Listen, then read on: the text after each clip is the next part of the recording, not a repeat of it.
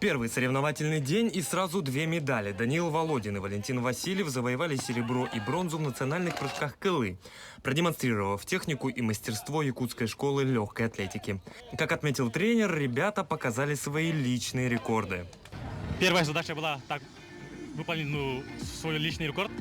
Мы это поставили.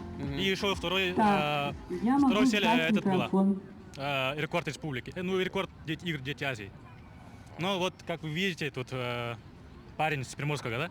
Приморского, прыгнул 40-90. А наш прыгнул 40-50, что-то немного не хватило.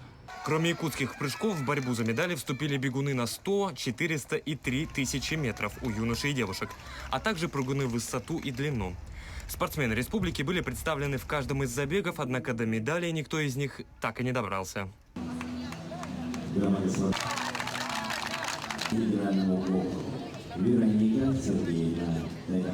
Долгожданное золото в копилку сборной Якутии на второй день легкой атлетики принесла бегунья Аксинья Панова.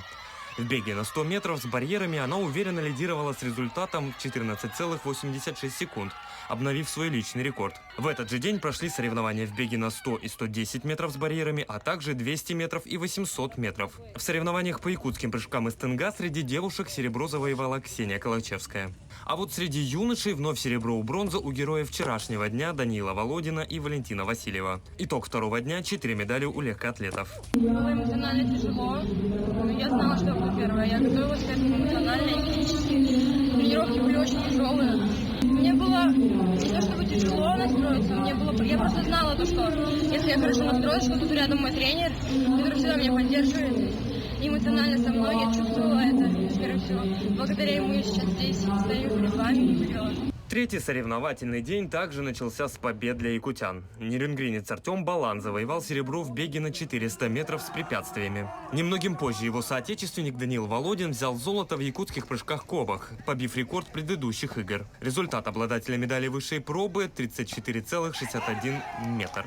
Ощущения очень рисуются. Я очень всегда рад. Соперники хорошие, на все 100% считаю. Соперники. Еще одну медаль, бронзу, в прыжках завоевал Валентин Васильев. А в сумме троеборья якутяне также взяли 2 бронзы и 1 серебро.